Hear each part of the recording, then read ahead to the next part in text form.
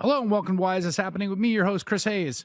Well, June is in the rearview mirror, summer's in full swing, it's July, and you know what that means. It means that we've just gone through the last week of the Supreme Court term, which also means a barrage of shocking, appalling, and deathlessly cynical decisions by the 6-3 conservative MAGA court majority.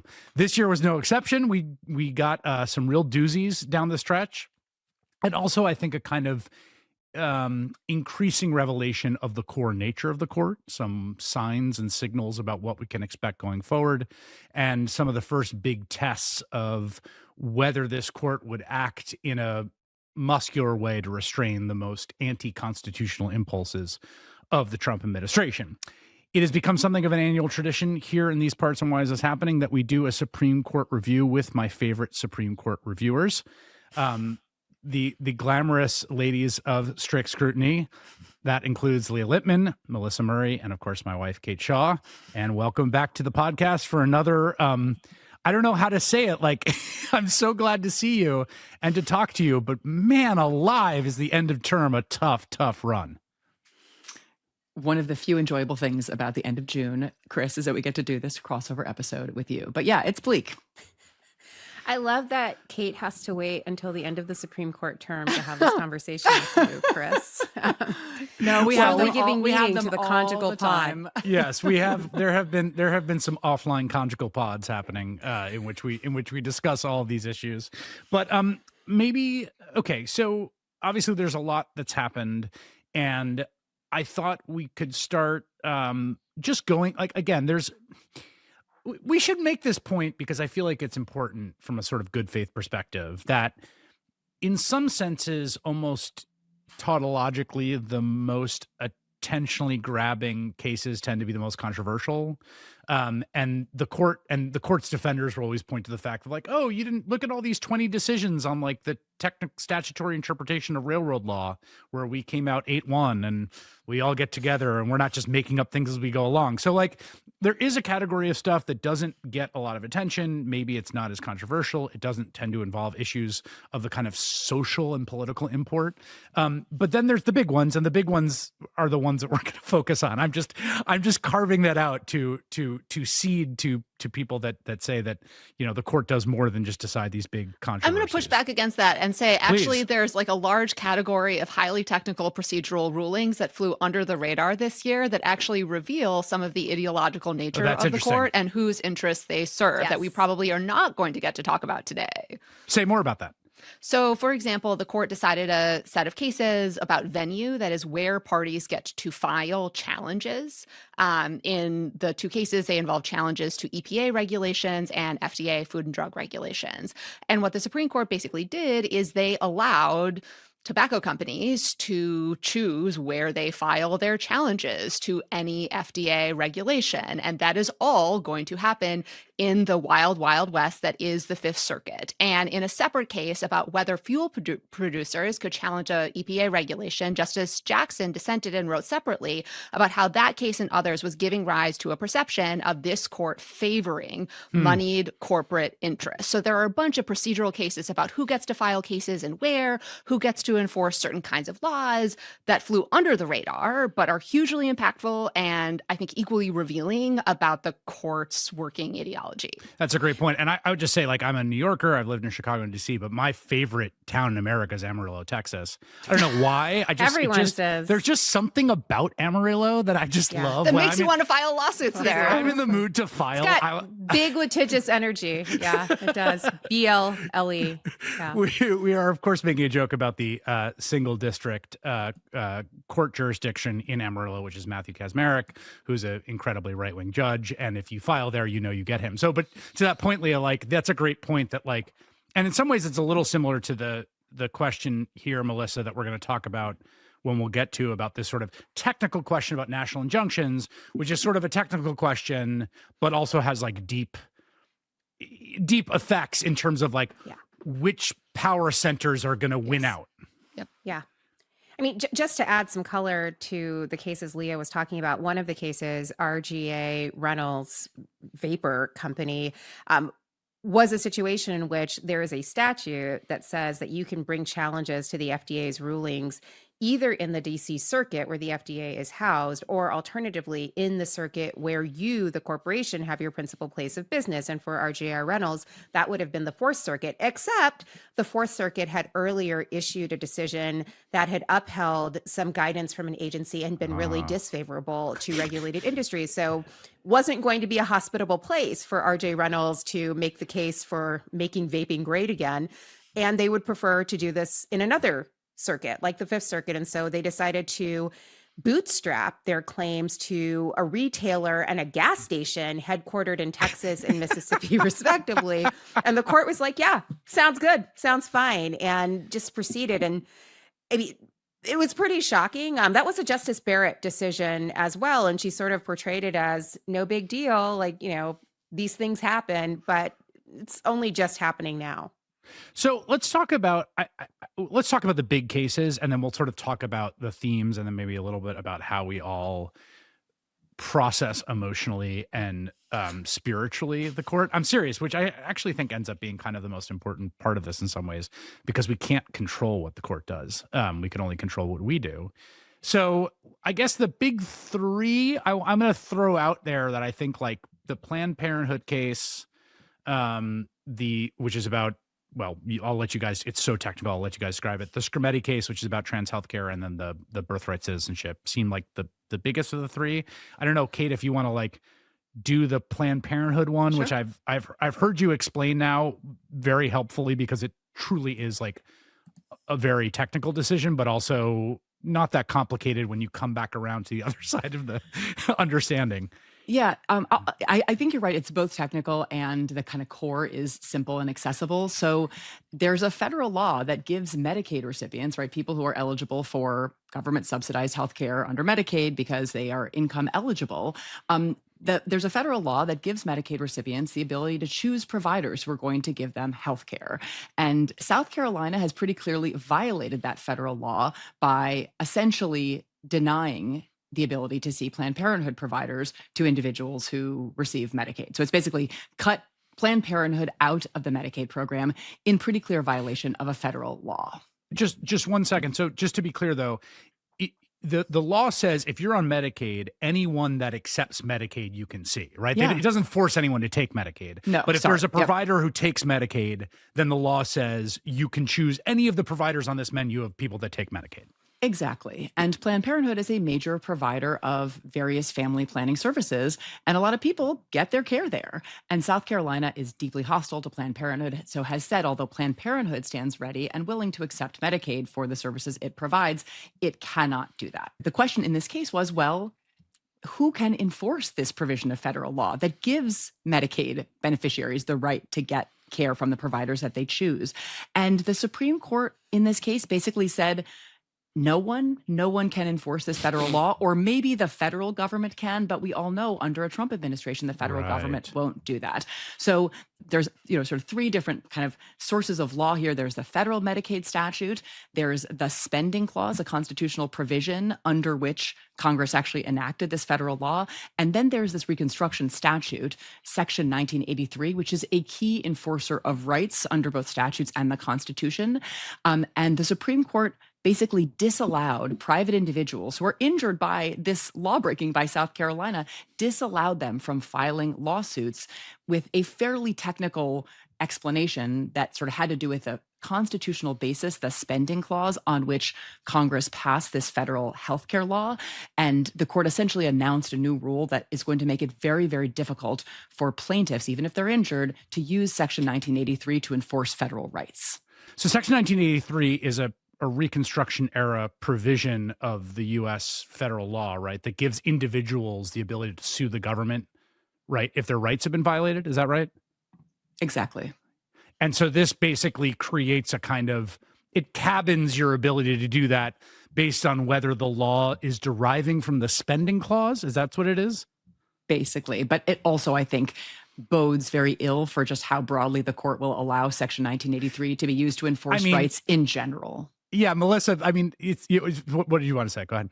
Well, I also think this is really consequential because we are in a moment where the court has, over the last 2 decades, really narrowed the heads of congressional authority under which Congress can pass statutes. So it's really narrowed the Commerce Clause. It's made it very difficult to use the Necessary and Proper Clause. So a lot of legislating, to the extent it happens now, happens under the auspices of the Spending Right. Clause. And essentially what this new decision does is limit the scope of private enforcement of rights conferred under spending clause statutes and makes it harder for individual litigants to enforce their rights using the civil rights statutes, because these statutes, the court says, are really more like contracts, which is not really the case. So, Leah, I mean, it seems to me that here there wasn't.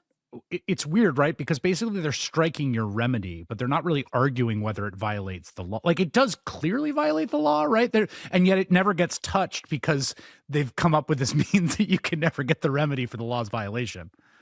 Yeah, I mean, I think this too is a pattern of the Roberts Court. Instead of narrowing Right. the reach of rights, they just eliminate possible remedies to enforce that right Right. and thereby make the right meaningless. So, last term, for example, they said states can enforce Section 3 of the 14th Amendment to actually disqualify Donald Trump based on his participation in January 6th and the Stop the Steal movement. They have narrowed the reach of the exclusionary rule, under which the government is not supposed to be able to introduce evidence that is obtained in violation of the Fourth Amendment. They have also narrowed the reach of damages suits you can get against state and federal officials by saying qualified immunity is a thing and a very big thing. None of those decisions, technically alter the scope of the underlying rights. They just make those rights impossible to enforce and therefore not real in practice by eliminating ways to enforce them.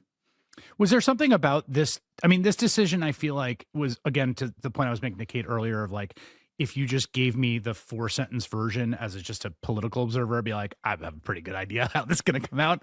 I mean, they'll figure out their rationale, but like, are they going to let South Carolina ban Medicaid recipients of seeing Planned Parenthood? Probably. Was there anything, Kate, in this that was like surprising or jumped? You know what I mean? That felt particularly devious or subverting of expectations? No, I mean, I think you're right that it does feel like so many of their opinions this term and in recent terms, retrofit around an outcome. So, there was a case basically mounting a very similar claim about kind of how difficult it should be to enforce rights if the statutes creating those rights were passed under the spending clause. And the court a couple of terms ago in a case called Talevsky rejected that argument that, as Melissa was saying, like the argument is that, spending clause laws are more like contracts than laws. And if that doesn't really make sense, I still can't quite get my head around it either. And yet the court essentially embraced this logic. And so in some ways, kind of the gall of the court to, after having 7-2 rejected an identical argument 2 terms ago, fully embracing it by trying to draw this completely spurious distinction between the nursing home law at issue in that earlier case, Talevsky, and the Medicaid provision at issue in this case. But I mean, it was a facially preposterous distinction for the court to try to draw. And so I guess that was one of the more shocking things about the opinion. The real distinction was that nursing homes don't provide abortions and Planned Right. Parenthood does. Although the crazy thing here, just to remind everyone, South Carolina has a 6-week ban in effect. Planned Parenthood isn't doing essentially any abortion. So like, that's not even the issue. Just so that No, everyone. this is for other states. Like this decision will now embolden other states Right. to do exactly what South Carolina did. And also, it allows states to boot providers from the program for reasons other than abortion. So, you're not going to Right. be able to enforce this law if a state boots a provider because they deign to provide care for the LGBT community. And Right. the Supreme Court has just rendered the federal law that prohibits that unenforceable.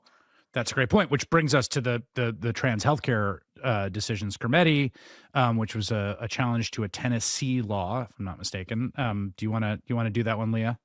Sure. So the Tennessee law restricted the ability to provide certain types of medical treatment, hormones and puberty blockers, as ways to treat gender dysphoria in minors. So the question in the case was whether that law should be subject to more rigorous judicial scrutiny because it discriminated either on the basis of sex or on the basis of gender identity against the trans community.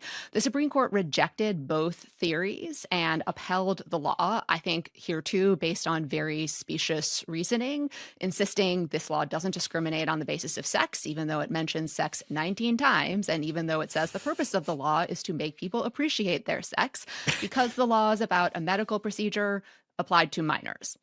Whatever, right? These things do not follow, but that's what they said. And then second, they said it doesn't even discriminate on the basis of gender identity or against trans kids, because both trans and cis kids can still access hormones and puberty blockers for reasons other than treating gender dysphoria.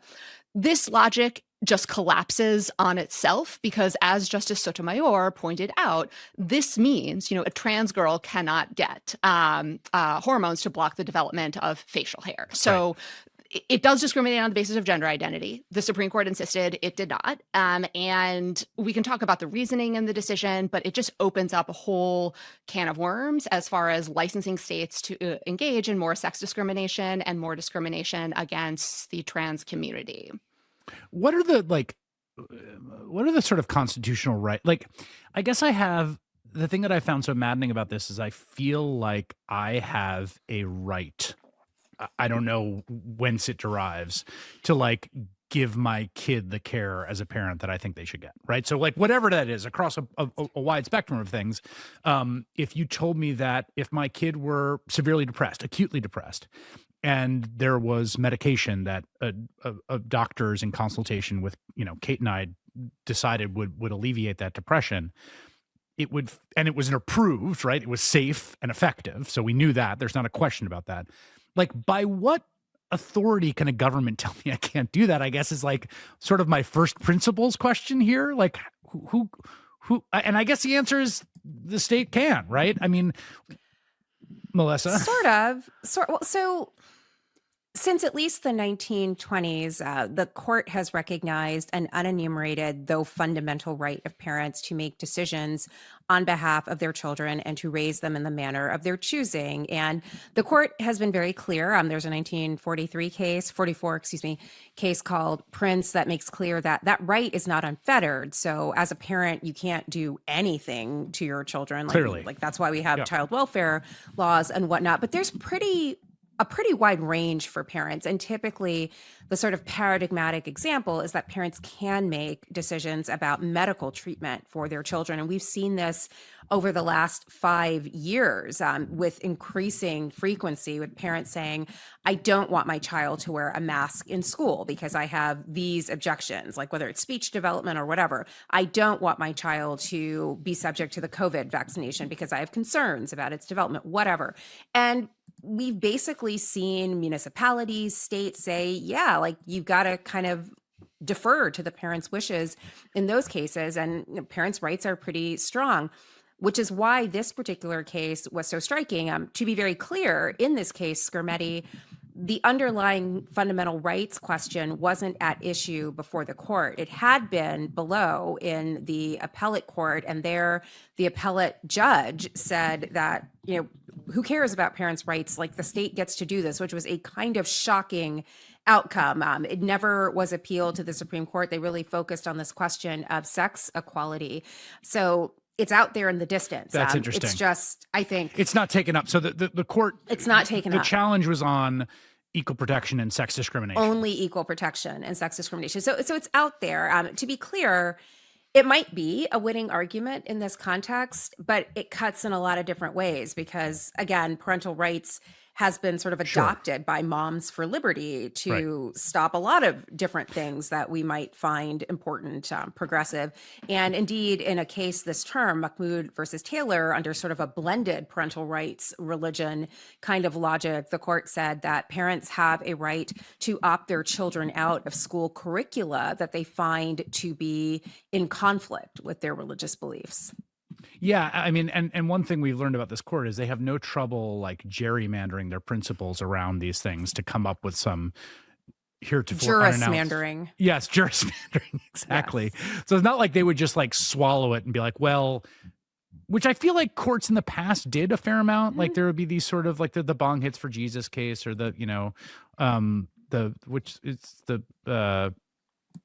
Right. That's the peyote case. That's the one. Smith, yeah. Smith. Right. That's been abandoned though, Chris. We may No, I never know, see I it know it again. has. Right. But I mean, I feel like maybe I'm wrong about this, but I do feel like there was a little bit more of like a little bit more of what's good for the goose is good for the gander, and we'll sort of like we'll kind of take the hit on the Faxit issue in this case because what they do more broadly we kind of like the direction of, whereas this court seems more willing to just be like, we're just going to carve around what we want to end up with, and we're not even going to swallow the implications of what that might be in some set of facts or some controversy that we actually want to be on the other side of. Is that fair to say, Kate? I think so. I mean, I think that, if the court were proceeding in a consistent and principled fashion, the logic of Mahmoud, which Melissa was just describing, it's these parents are just essentially asserting they have a religious liberty / I think parental right to opt their children out of, I think, whatever materials they might find inconsistent with the religious instruction that they are providing to their children and the values they're seeking to inculcate. So, you listed the top 3 opinions this term. I think that's a good list, but I would also probably include Mahmoud in the top tier. But if the court were in a principled way to apply the logic of Mahmoud, then I think that if a Scarametti-esque case came back to the court, but focused on the parental rights rather than the equal protection argument, the court would have to rule for the parents. And yet, I don't think even I would venture any kind of wager that the court would do that. They would find some basis on which to distinguish because they are just much more sympathetic to and receptive to religious liberty claims in whatever context. And they genuinely, I think, value the claims of parents in this context, right? Opting out of LGBT storybooks in elementary schools more than they value the right of parents to direct the medical care of their children, at least in this case. To your point about if we're talking about an opt-out of a vaccine or a mask mandate, I suspect the court would be receptive. And that is just, it is wildly difficult to talk about legal doctrine in this moment where it feels as though like the ground has sort of collapsed underneath us. And I think that both in our discussions with each other and our efforts to teach, I think, in the classroom, like it's just a court that is acting in an increasingly lawless, to quote Leah, fashion. And so I think we know how the next couple of cases are likely to come out. And it's in a way that aligns with the justice's substantive values and not principled legal doctrine or distinctions. So the last big one, and the one that I think is, has gotten the most attention was the case, which is known as CASA, which was a case about the permissibility of nationwide injunctions, which is a single district judge saying this has to be not enforced for the entire country while we work out, the appellate process and we come to some ultimate determination. And the executive order at issue was one that says that it got rid of birthright citizenship just by the stroke of a Sharpie. Melissa, you give the rundown of this case? Sure. So, as you know, on his first day in office, President Trump issued an executive order purporting to rescind birthright citizenship on the view that the 14th Amendment's first section does not actually confer birthright citizenship to those who are born to non-citizens in the United States or those who are here on some kind of temporary status, although they are lawfully here.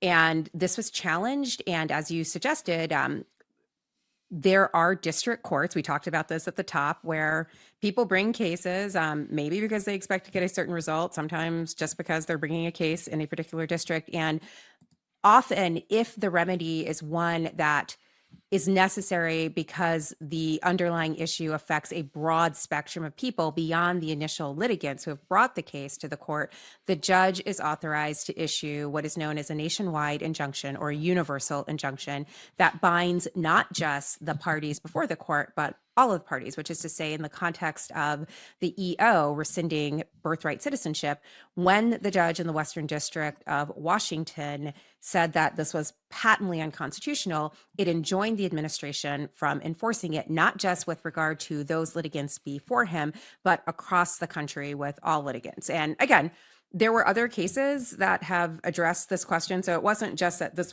one nationwide injunction stopped the Trump administration, there were lots of different judges who also thought this was patently unconstitutional and also issued nationwide injunctions. The question of the nationwide injunction has bedeviled presidents of both stripes, from Barack Obama to the first Trump administration, Biden, the second Trump administration.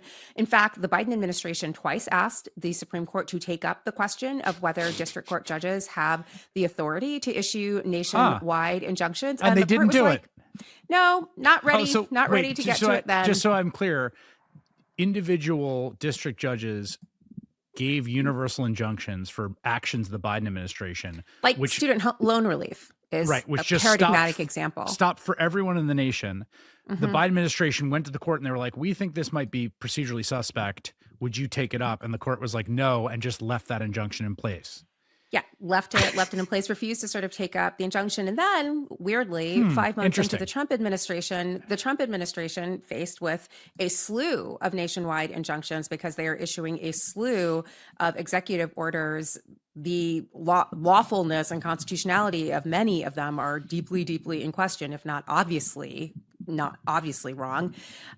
They get a bunch of nationwide injunctions and they have a real problem with it. They go to the court with this particular case, but notably, they don't ask the court to take up the substantive question of whether an EO can rescind birthright citizenship. They just ask the court to address this question of whether a district court judge has the authority to issue a nationwide injunction, stopping the administration from doing something that is patently unlawful or unconstitutional. And the court's like, I think now's the time. I think now's a good time to take this up 5 months into the Trump administration. And we got a decision.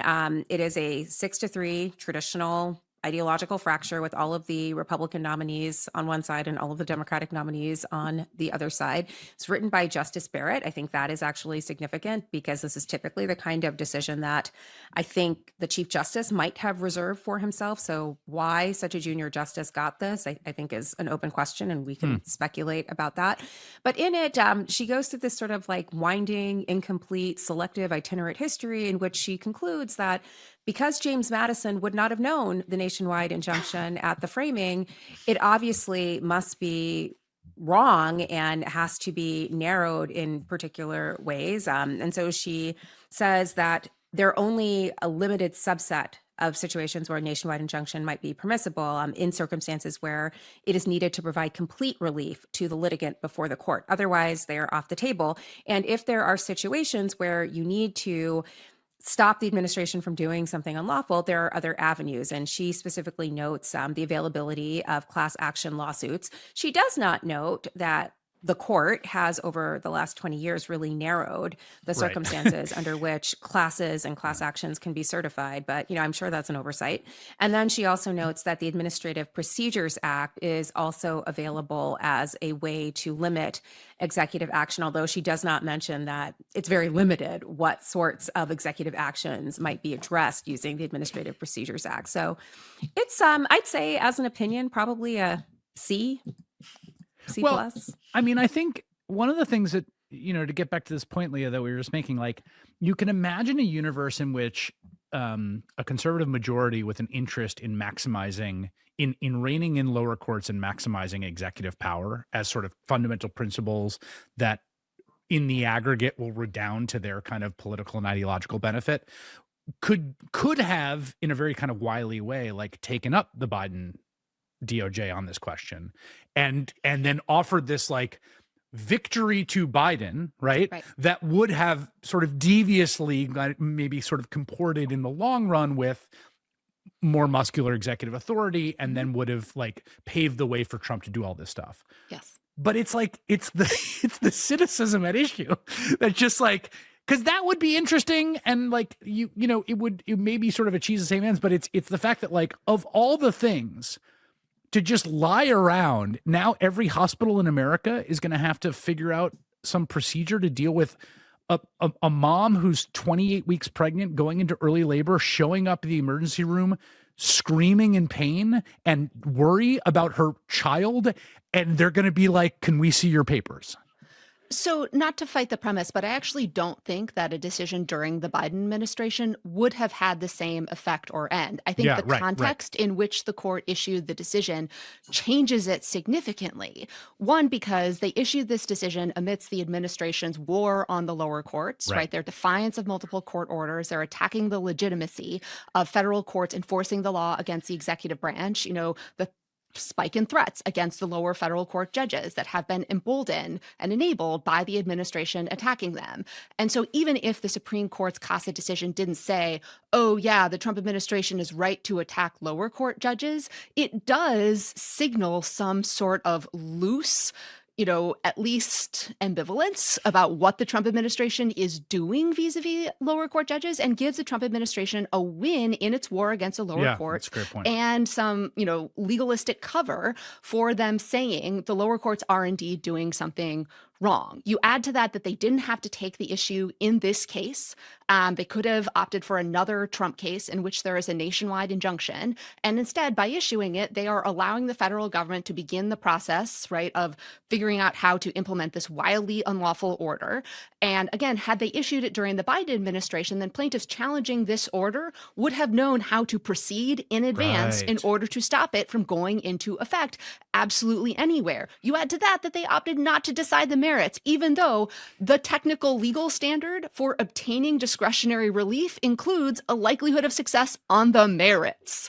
And they just say, Well- yeah, we're not going to deal with that.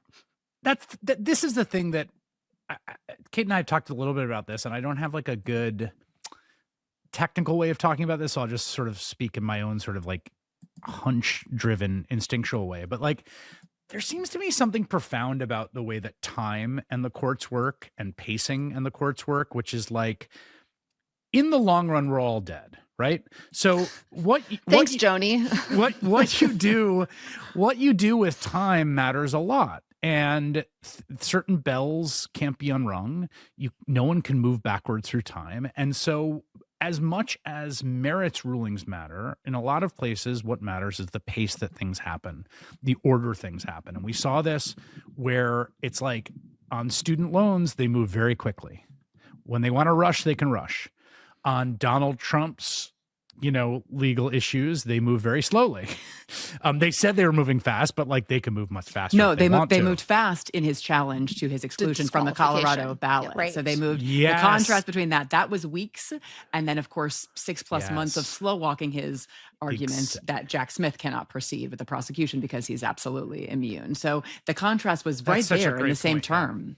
And it just seems like, Kate, like this is one of those more sort of like manipulation of time and urgency, where to not reach the question here and to allow the possibility of implementation or even patchwork implementation, where we're going to create a new subcategory of literal second-class non-citizens for the first time since Reconstruction, quite frankly, and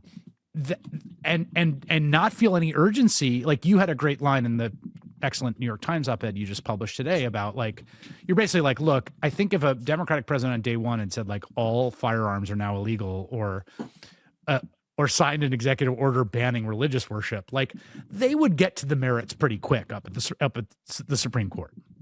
Yeah, I think they're making and concealing discretionary choices all the time. So we were Yes. talking just now about using this of all vehicles to announce essentially the impermissibility of nationwide injunctions. So that's a choice.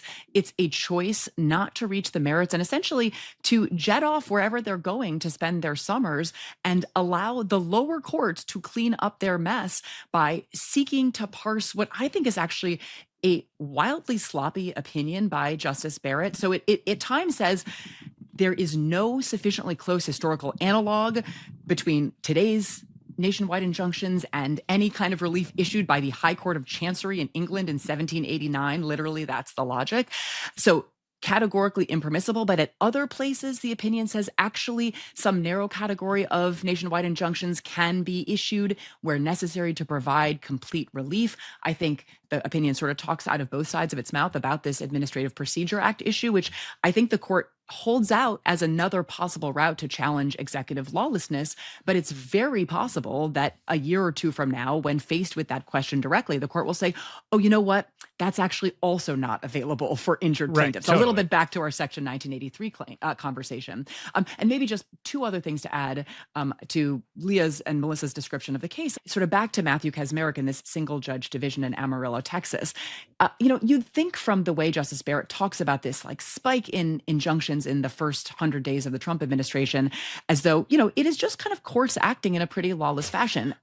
But not only is the kind of response by the district courts, I think, a correct effort to kind of keep some balance in the separation of powers in the face of this wild overreach by the president, but also none of the executive orders, but also none of the nationwide injunctions at issue in this case were issued by these judges sitting in single judge divisions. So, they're not even the result of this, I think, genuinely troubling practice that we have seen. I mean, we, of course, have been critical of lots of things Kacsmaryk has done in some of these lawless orders that he has issued, but actually, to the extent that you can critique some aspects of, judicial district court practice with respect to nationwide injunctions, none of those kind of pathological behaviors are even at issue here. And so there's this hand waving like, oh, injunctions are a problem and we must intercede here. And there's just, this opinion isn't even plausibly responsive to the abuses of nationwide injunctions that I think we have seen in recent years, although I think emphatically not in the first 5 months of the Trump administration. One of the other maddening aspects of this, again, sort of from an outsider, but also I'm just sort of giving a strict scrutiny take back to you guys, because that's where I get a lot of my legal takes. It is just the kind of methodological Calvin ball here, where it's like, Kate pointed out in the op-ed that when it was the immunity decision, where there was essentially no historical or textual foundation for this newly enunciated principle, it's very clearly anathema to the founders. It's not anywhere in the Constitution. In fact, they textually confer immunity in specific instances because they know what the concept is. They can decide to give it to people. They don't confer this immunity. There's no historical really antecedent to it. And so that ends up being this purely set of practical questions about bold action for an executive and what's going to happen practically if he makes a decision, has to worry about getting prosecuted by every Tom, Dick, and Harry. But in this case, all the practical discussions are completely shunted aside, and we got to look at this 1789 law about, and so I don't know. I guess my question to you, Leah, is like, what do we do with this? You sort of use this phrase, no law, just vibes, and you write about that at length in your book. Like,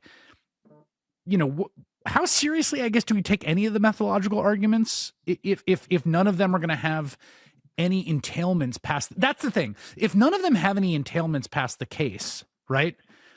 If it never leads to them being forced to come to conclusions they want to resist ideologically, culturally, or politically, then it really feels like we're not doing anything remotely like law here. I mean, they're just bullshit, I think, seriously, at this point. I would add the disqualification case. There's no historical evidence for the idea that the radical Reconstructionists wanted Section 3 of the 14th Amendment, which disqualified insurrectionists, to be virtually unenforceable. The idea is just laughable on its face. And honestly, even in the opinions where they purport to be invoking history and tradition, sometimes there isn't even a whiff of a mention of history and tradition. So like in Neil Gorsuch's opinion in Kennedy versus Bremerton School District, he's like, oh yeah, the test is history and tradition. I didn't see any history in that opinion. He's just storytelling. And, we've already talked about the Casa opinion, that purports to be originalist, but then it throws out, oh, by the way, there's also this exception for maybe cases brought by states. Okay, like where's that in 1798? Didn't see that there.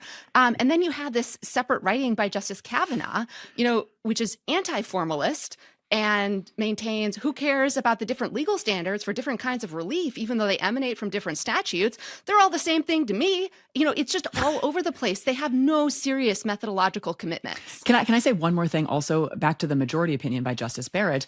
So there's this long disquisition, right, about the impermissibility of this kind of universal relief because there's nothing like it in 1789.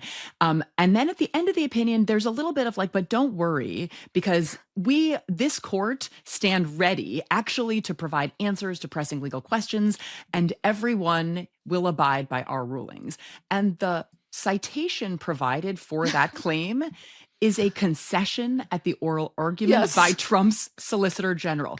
That's the whole authority. Right, where he says yes, right? That we'll listen to you. We'll listen to you. Right. And that's, so we will be heated, citing to an exchange, an oral argument, but that's not, I mean, what in her conception of the role of the Supreme Court actually mandates that compliance beyond the concession is never specified. And in some ways, it's just like, it's so kind of debasing and humiliating, I think, for the Supreme Court to say, we will be listened to, and we know because you told us that we would, but without any other, you know, kind of Marbury versus Madison was right there. And it's not right there. It's not in that footnote. It's not even cited. And she brought up Cooper versus Aaron at oral argument. She didn't even drop that in there. And it's not in the majority opinion, which I think is really striking. Well, I think there's another thing going on here too that's worth calling attention to, and it's part, I think, of an ongoing theme with this court, and that is the arrogation of power to the court itself. And over the last couple of terms, we've seen them strip power from other institutions, notably administrative agencies and parts of the executive, parts of Congress. If you think about all of those cases where they sort of narrow the range of authority that Congress can use to pass laws. But in this particular case, they turn the lens on the judiciary itself. So the court actually takes power away from the lower courts and then says very explicitly, like, we're the last resort. We have all the answers. They're going to listen to us. And as Kate says, not exactly clear what support there is for that proposition, but you know, it's said. And then you Brett have Kavanaugh Justice Kavanaugh really wanted his "I'm the king of the world" Leo moment, right? Like that was that concurrence. So Justice Kavanaugh writes a concurrence in which, you know, he makes very clear, like, the buck stops with us. So Justice Barrett is decrying in her exchange with Justice Jackson the prospect of an imperial judiciary, by which she means lower court judges doing the law. And then she writes this opinion that basically makes the Supreme Court the imperial judiciary. Right. Yeah, that's such a good point. And so, like, it massively, it just messes with the structure of the entire judiciary, it seems to me, because there's 3 levels of the federal judiciary. 2 of them have to do something recognizably like law, and 1 doesn't. And so, which has always been the case and has always been an interesting tension. Like, I don't want to be too, like, you know, the court has had a lot of horrible decisions in its history, and at some level has been doing politics as much as law for as long as it's existed. I would say Marbury versus Madison being an incredible example where it just arrogates to itself out of thin air, out of nothing, final say on constitutional matters. That's why it would have been a good site. Right.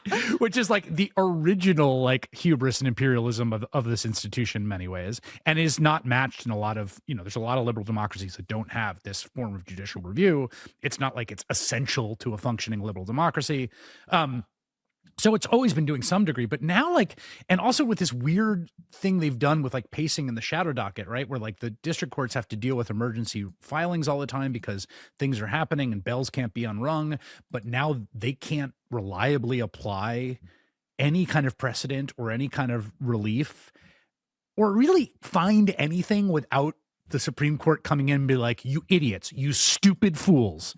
Why did you do that? Which is how they seem to react towards these district courts, like these, like, wayward children or these, like, insanely cosseted, narcissistic monomaniacs who don't have, it's like, only the slightly better than how the president talks about district courts. Yes, it's the same idea.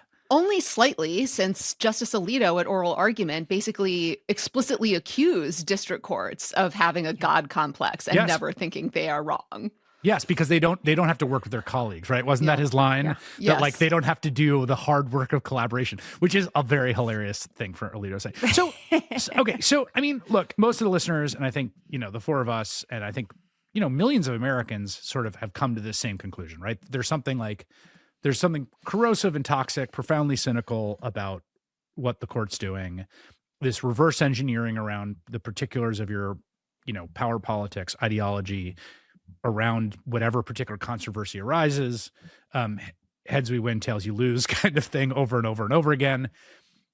I guess one question is, Melissa, and this is like asking for speculation, but, like, I do wonder how much power politics come to play in this, in terms of how Roberts and people in the court are thinking about the question that Amy Coney Barrett cited, which is the court's power is kind of its projection of power. It doesn't have an army. It, doesn't have an enforcement mechanism.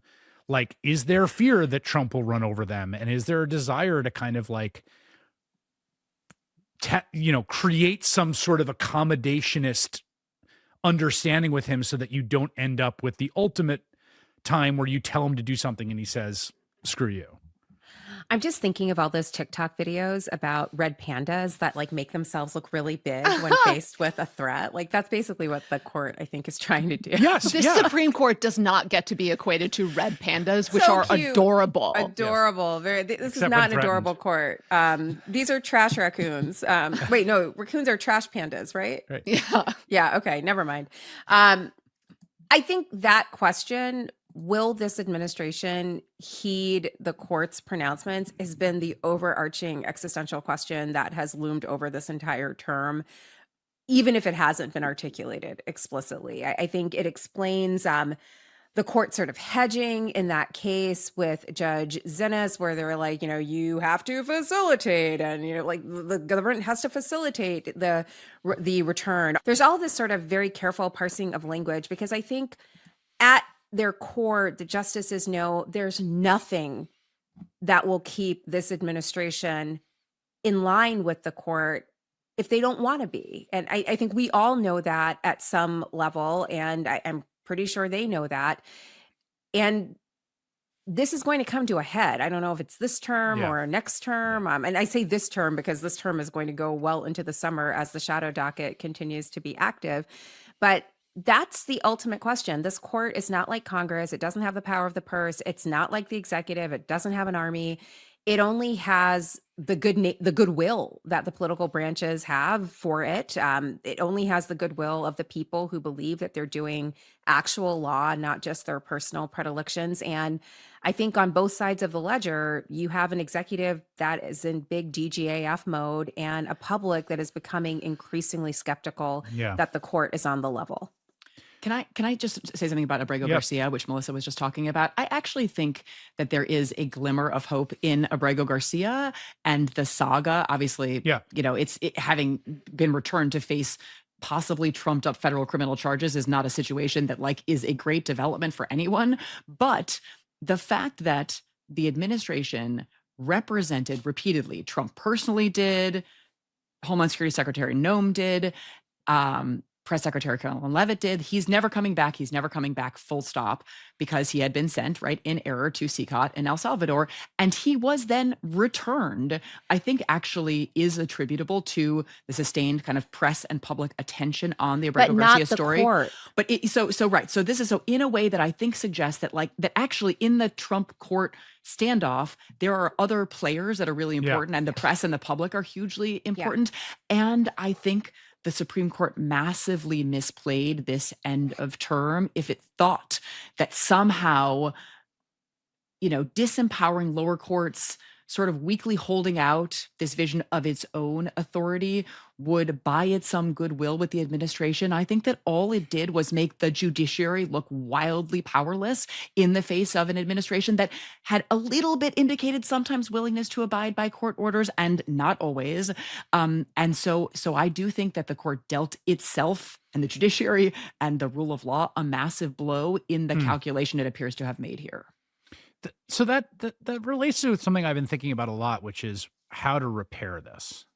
And, there's this sort of narrow question of Supreme Court reform and that, but I actually mean it in a broader sense of like the rule of law as practice, law as coercion without force, and law as a sort of plausibly functional set of neutral rules that all parties in a society have to submit to. Now, that's always honored in the breach, and obviously America has many-tiered justice system, and you get as much due process as you can afford, for instance, and that's been true long before Donald Trump, and he experienced that as a litigant himself many times. But that seems very torn up to me. And so my question, here's the thing I've been thinking about. Like, there's two ways I think of what would you do. Let's say Donald Trump loses, he leaves and Vance runs or whatever happens in 2028, the country's in a terrible place, and it's a kind of end of George W. Bush kind of mass repudiation, right? Let's say Trump leaves with a 20% approval rating, and there's a big Democratic victory, and it's on the scale, let's just say for a moment, of Barack Obama in 2008. Huge congressional majorities, new Democratic president. Okay. So now the White House counsel reaches out to the three of you and says, the president of the United States is a big fan of your podcast. He agrees with you about the Supreme Court and about this would be a she. It's a woman. not in our lifetime, Leah. I got bad news for you. Not in our lifetime that men will listen to our podcast, or that there will be a woman president. Well, I would love for it to be a woman president. So let's go with she, since we're creating a beautiful vision of the future. We like this fanfic. Let's keep it going. Okay. So she says, so the president is a big fan of the podcast, and she wants to repair what's been broken, both in terms of how to think about the court, but also to think about how to wield power and the law from the executive. Also to think about the DOJ's litigation stance. So and what I mean by, here's the sort of nub of it is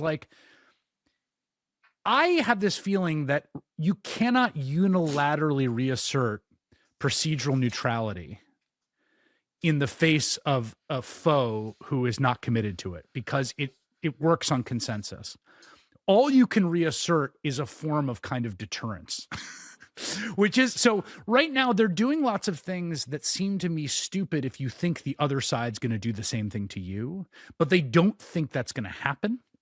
And so part of me thinks the only way to kind of refound the rule of law is to be ruthless and aggressive in equal measure, in such a fashion that produces a kind of iterative deterrent effect. So you impound on day one all of the new ICE funding. It's done. You sign an executive order saying, in sort of concert, in deference to the history tradition of this country, in which the Supreme Court's only had a building since 1931, we're taking your building back. You guys can Zoom to work, and you can ride around. You use the law in the same sort of fashion Trump has, back at them in every creative envelope pushing way you can, to sort of call the question and to try to produce out of that some new settlement that can be better and actually have the consensus of all parties in a way that the current settlement doesn't seem to have. How do you think about this, Leah? So I am sympathetic to some of what you are suggesting, like unilateral disarmament, unilateral enforcement of norms is unsustainable.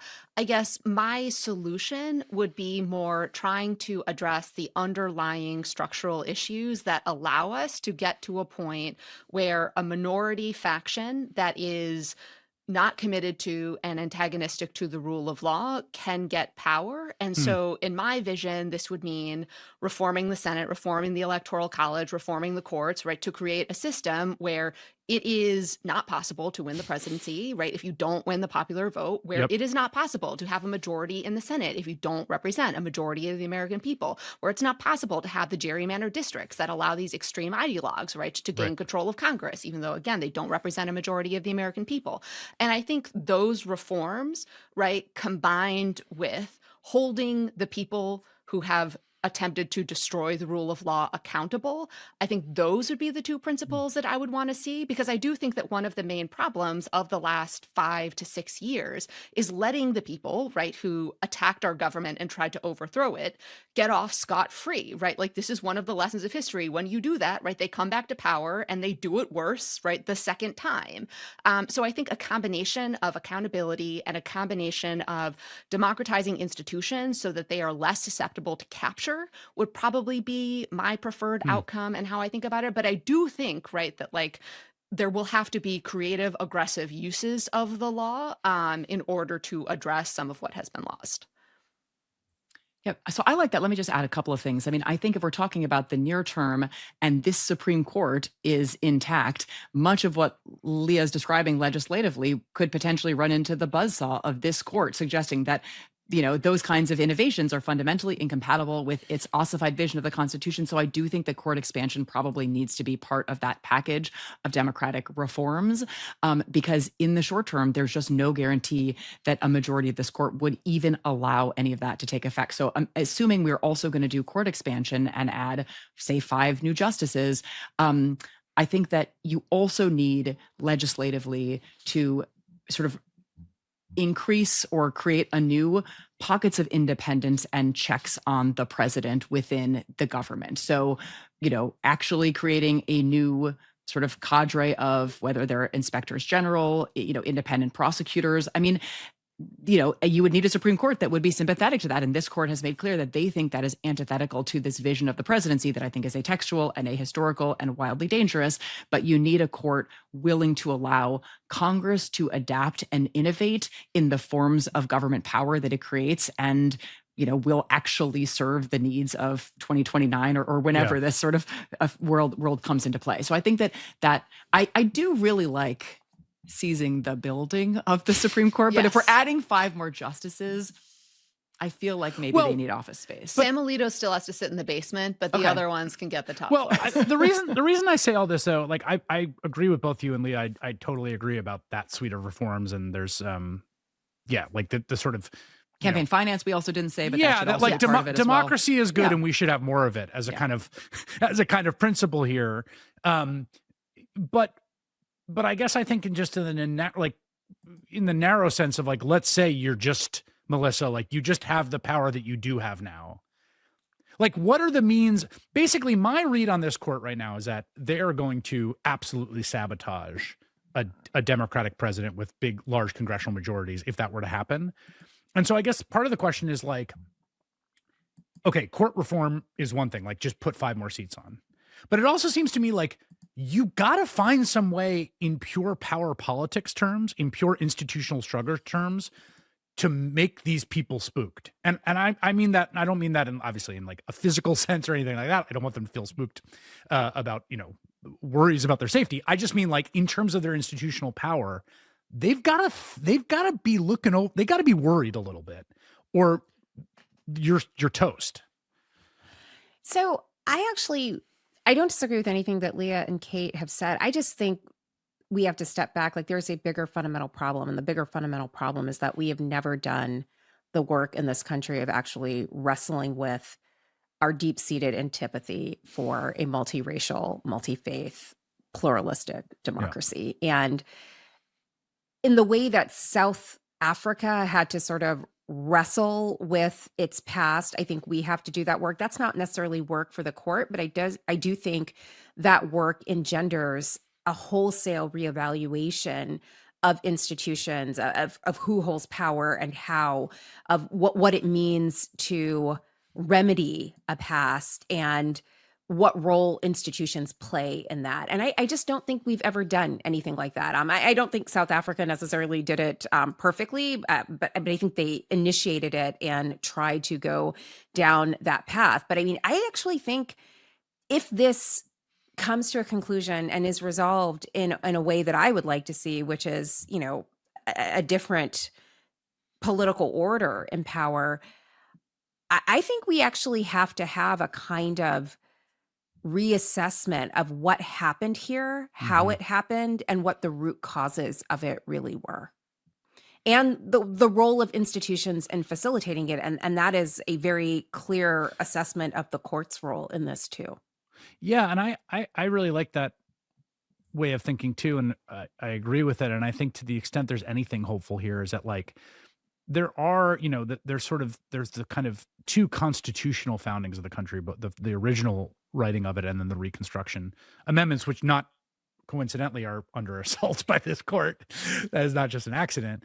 But then there are also other constitutional orders that get instantiated at different periods of time, whether it's Andrew Jackson, or the New Deal, or, the sort of modern administrative state, or the post-Watergate reforms, that, like, it does seem to me like there's an opportunity for the founding of some new order post this, if we survive, that is exciting in the sense that it feels like you could start to think through at a level of sort of scope and grandiosity and depth that, Melissa, you're talking about, like, you know, like the post-Reconstruction amendments, right? Like something on that order of what you want that constitutional order of a century, you know, what you want the constitutional order of a future of a genuinely pluralistic multiracial democracy to look like.